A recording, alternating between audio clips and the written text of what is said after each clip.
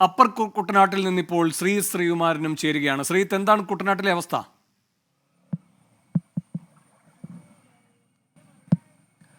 വേണു, നമ്മളിപ്പോൾ നിൽക്കുന്നത് ചക്കുളത്തുകാവ് ശ്രീ ഭഗവതി ക്ഷേത്രത്തിലാണ്. പ്രസിദ്ധമായ പൊങ്കാലയൊക്കെ നടക്കുന്ന ക്ഷേത്രം. അതിന്റെ വളപ്പ് പൂർണ്ണമായി മുങ്ങിയ ഒരു സാഹചര്യമാണുള്ളത്. ആ ദൃശ്യങ്ങളാണ് ക്യാമറാമാൻ പകർത്തുന്നത്.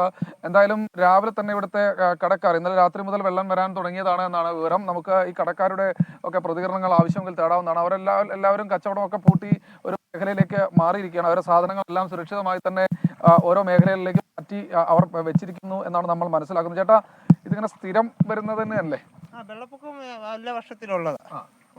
ഇപ്പോ സാധനങ്ങളൊക്കെ നമ്മൾ മാറ്റി വെച്ചോ? നമ്മൾ സാധനങ്ങളെല്ലാം കളത്തി വെച്ചിട്ടുണ്ട്.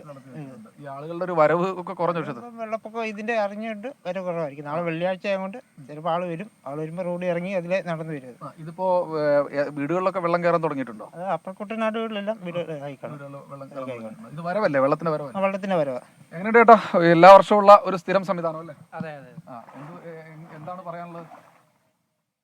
വെള്ളപ്പൊക്കം എല്ലാ വർഷങ്ങളിലും വരുന്നതുകൊണ്ട് ഇവിടെ നാട്ടിലുള്ളവർക്ക് തന്നെ ഇനി വരുന്ന ആളുകൾക്ക് ഇത് ഭക്തജനങ്ങൾക്ക് വളരെ തീർച്ചയായും വരുന്ന ഭക്തജനങ്ങൾക്ക് വലിയ ബുദ്ധിമുട്ടാണെന്നാണ് പറയുന്നത്. ഇത് കൂടാതെ ഈ പ്രദേശത്ത് നിരവധി വീടുകൾ, തൊട്ടുപുറകിൽ നിരവധി വീടുകളിലൊക്കെ വെള്ളം കയറിയിട്ടുണ്ട് എന്ന് ആളുകൾ പറയുന്നുണ്ട്. നമുക്ക് ആ ദൃശ്യങ്ങൾ കാണില്ല. അവിടുത്തെ കടക്കാരൻ ചേട്ടനൊക്കെ ചക്കുളത്തുകാവിന്റെ ആ ഒരു വളപ്പാണ്, ക്ഷേത്ര വളപ്പാണ്, നിരവധി കച്ചവട സ്ഥാപനങ്ങളൊക്കെ ഉള്ള മേഖലയാണ്.